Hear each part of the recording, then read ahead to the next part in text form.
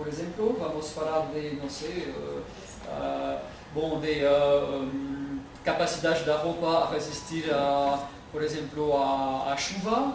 Bom, este é um caderno de requisito, mas então o aluno sabe mais ou menos do que se trata, ele pode, numa conversa, dizer este é um caderno de requisito e este não é. Bom, é só isso. Nível 2 seria, ele pode extrair dentro do caderno de requisito os níveis de desempenho. Pode ser, não sei, a resistência à chuva, pode ser o peso por metro quadrado, pode ser a cor, pode ser... Então ele pode, se ele tem uma exigência, ele pode se reportar para verificar ou para fazer uma medida de uma roupa, ele pode verificar no caderno de requisito se o tamanho é bem o tamanho que sai do produto real. Fazer esta ligação e verificar se o produto que ele tem na mão é bem, corresponde bem aos requisitos e conforme aos requisitos do caderno.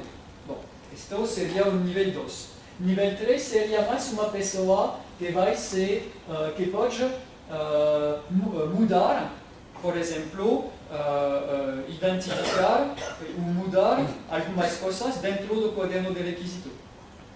E o nível 4, que seria o mais avançado, seria uma pessoa que pode construir outro caderno de requisito por outra roupa, outro contexto.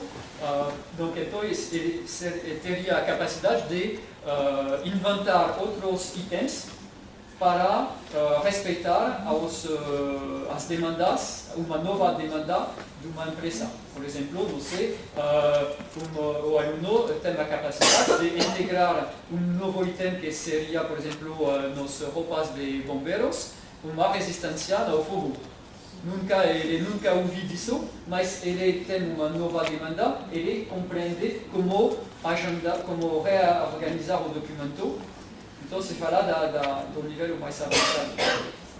Bom, então, temos 4 níveis, e isto é importante porque se vê que quando se fala de integrar novas itens num caderno de requisito, é necessário fazer uma formação mais avançada, passar muito tempo. Se se fala só de eu sei o aluno fazer uma demanda ao aluno, estes são 2 documentos, qual é o documento de caderno de requisito e qual não é. Bom, fazer isso, eu acho que 1 hora é suficiente. De outro lado, ter um aluno que tem uma competência em fazer estas mudanças de itens, etc., integrar, são mais de 10, 15, 20 horas de formação. Então, é muito importante de saber qual é o foco. E fazer isso permite aos docentes, facilita muito o trabalho deles. Mesmo se, a vezes, cada vez se diz, mas isto seria mais o nível 1 ou o nível 2. Bom, isso é ordem de grandeza, isso para guiar os professores.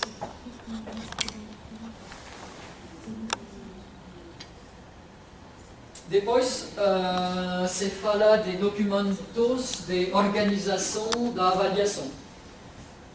Então aqui eu não vou falar só para ver a organização do documento. Aqui é a faixa escolar, também a faixa, a situação de avaliação, formação dual. Então é a mesma organização. Bom, aqui são outras coisas um pouco mais excepcionais. Mas é um documento nacional.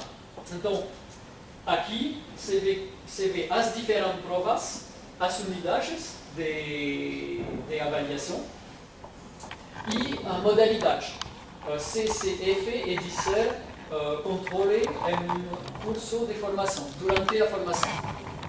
Aqui se vê o que é interessante, que no nível do bacharelado profissional, estas provas que se vê são provas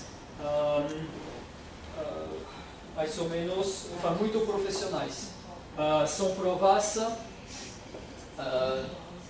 no curso da formação, aqui também, isso aqui é prova científica e tecnológica, desculpe, também isso, porque a organização é aqui a prova E1, como sobre provas 11 e 12, são em curso de formação. Aqui a prova E2, que é científica e técnica, são como matemáticas e ciências físicas e químicas. Aqui também é em curso da formação. Essas avaliações são elaboradas na escola? Sim, mas normalmente eles devem seguir um padrão. Esta é uma situação um pouco... depende, a evolução hoje sobre a avaliação é dizer que, cada vez que... Porque, por exemplo, formação nestas profissões, eu acho, bac profissional como este, eu acho que deve ser 3 na França. 3 na França, não vale a pena fazer provas nacionais para só isso. Então lá, vamos adaptar e vamos fazer vamos seguir as escolas de maneira um pouco mais forte, mas as provas vão ser feitas diretamente para os professores. O que acontece em geral é que, por exemplo, os 3 liceus podem se juntar e fazer entre eles, conseguir uma prova comum. Mas não é uma prova que desce do Ministério como na prova do bacalaureado geral. Lá é só um dia, é um pouco como o ENEM. Lá é diferente. Sobretudo, de toda maneira, quando se fala aqui destas provas, são provas práticas. Então, dizer que os alunos têm um caderno de requisito, eles têm máquinas, eles têm medidas, etc. E eles vão fazer tarefas um pouco como numa situação profissional. Só que vai ter várias fases, eles vão ter uma avaliação permanente, é dizer que o aluno... Aqui são em geral o que a demanda do Ministério é dizer que você devem fazer 3 provas, uma no segundo ano, 2 no terceiro ano, por exemplo, e a prova do segundo ano vai ser para avaliar estas competências, e as 2 provas do terceiro ano, a primeira vai ser para estas competências, a segunda para estas, etc. Então é mais ou menos padronizado, organizado, e depois porque depois são notas que vão ser contabilizadas para um exame do reconhecimento nacional. Um bacalaureado profissional, ele pode ter um bacalaureado profissional que passado no sul da França, vai ter um reconhecimento nacional. Então, isto deve ser organizado e, por exemplo, os alunos, em geral, hoje têm uma convocação nestas provas. Então, eles têm uma convocação oficial, eles chegam ao dia X, eles vão assinar para acertar,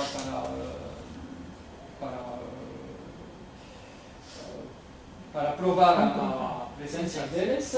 Os professores também vão assinar a nota, etc. Então, é como uma prova nacional, só que fica dentro da escola, e como um público que é bem reduzido. Mas do lado da legislação, sigue uma legislação nacional. Como é que o Estado sabe que todas as normas são cumpridas em todas as escolas? Normalmente tem um processo, o diretor tem uma responsabilidade, depois o diretor técnico tem uma responsabilidade, e o docente, por isso, quando eles fazem a assinatura, eles reconhecem o funcionamento. Depois, temos um sistema de avaliação, vamos dizer, sistema de inspectores regionais, pedagógicos e inspectores nacionais, e eles se encarregam de verificar se tudo funciona bem. Então são pessoas que todo o tempo inteiro deles, a missão deles é de fazer avaliação dos docentes, avaliação dos diretores e verificar se não tem problema nenhum. Por exemplo, aluno, hoje com a legislação, aluno que não seria convocado, que não receberia uma convocação, poderia dizer, mas eu não fiz a prova, esta parte da prova, porque não recebeu uma convocação. Então, hoje não tenho o baccalaureat, mas eu vou pedir como a justiça, porque eu não fui tratado como oportunidade, né? Então, é um controle e não se pode desviar desta organização. Então, mas esse controle você tem em todos os níveis da formação? Sim.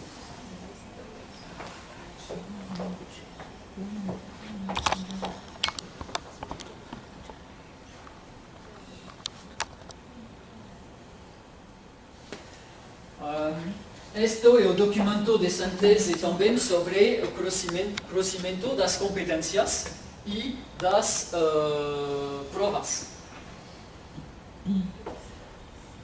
Então aqui, o que é importante para nós é dizer, bom, o importante é avaliar todas as competências, mas o importante também é dizer, não vamos avaliar 2, 3 vezes a mesma competência.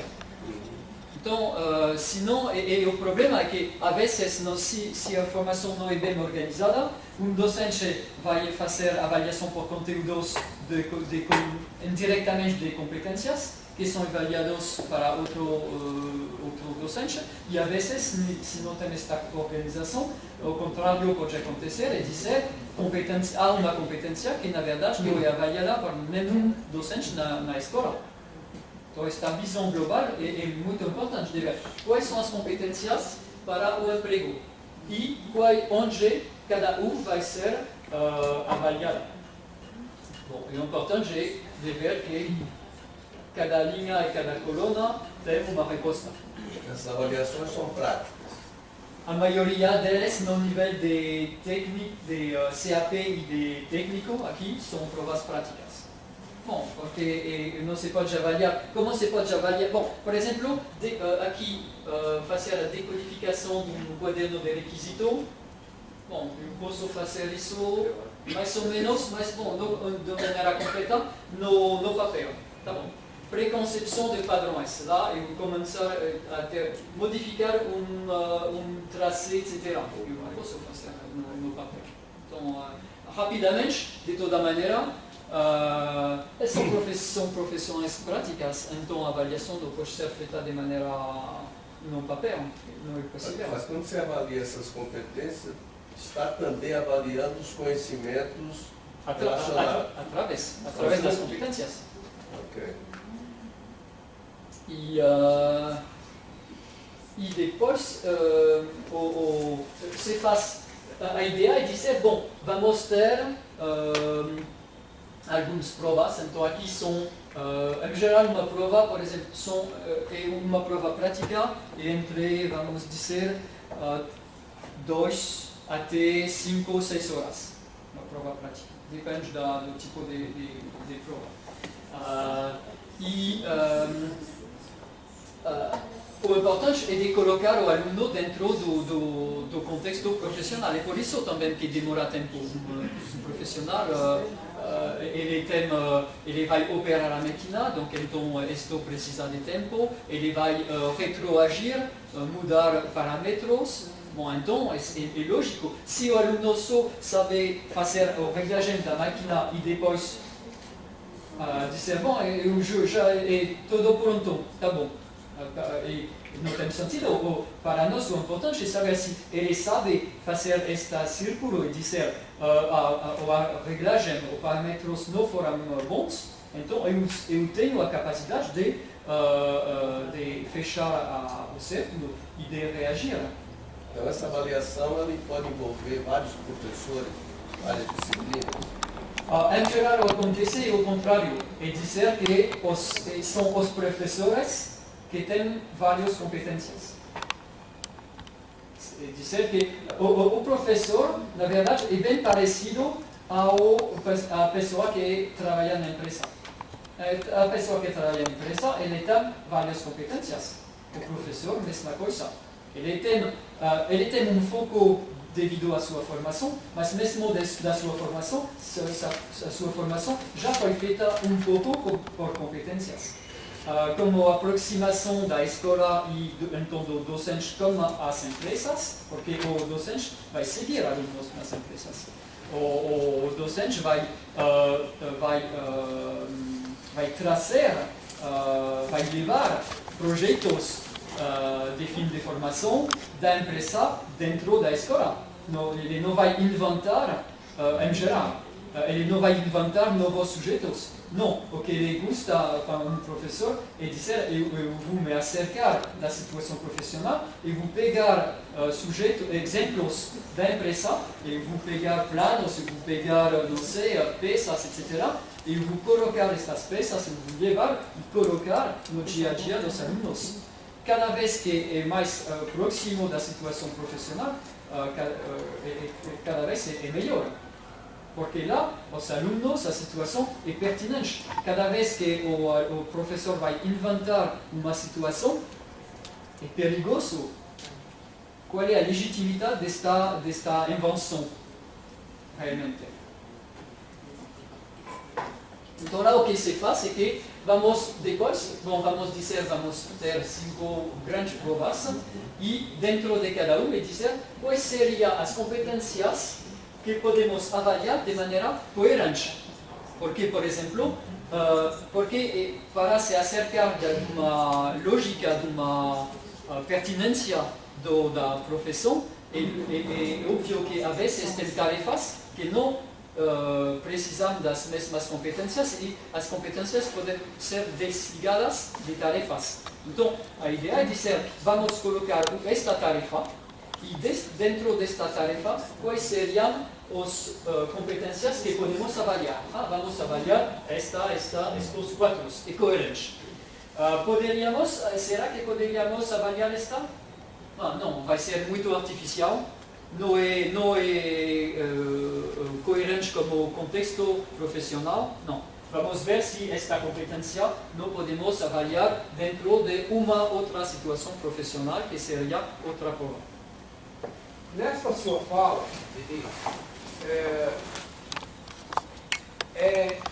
você entende que não é adequado o professor criar uma atividade, uma peça apenas de cunho acadêmico, que não tenha ligação com a realidade industrial, simplesmente para executar uma tarefa. Então, deveria ser uma peça real que existe na indústria. É isso mesmo? Sem dúvida. Não há condição de se criar uma peça para um trabalho acadêmico. Não. Eu acho que devemos inverter o processo. O que acontece? É dizer, eu, professor, eu quero que o aluno tenha competências, por exemplo, não sei, neste tipo de habilidade. Ok, então vou pegar nas empresas e vou escolher um exemplo pertinente e vou colocar este exemplo no dia a dia do meu ensino. E a vezes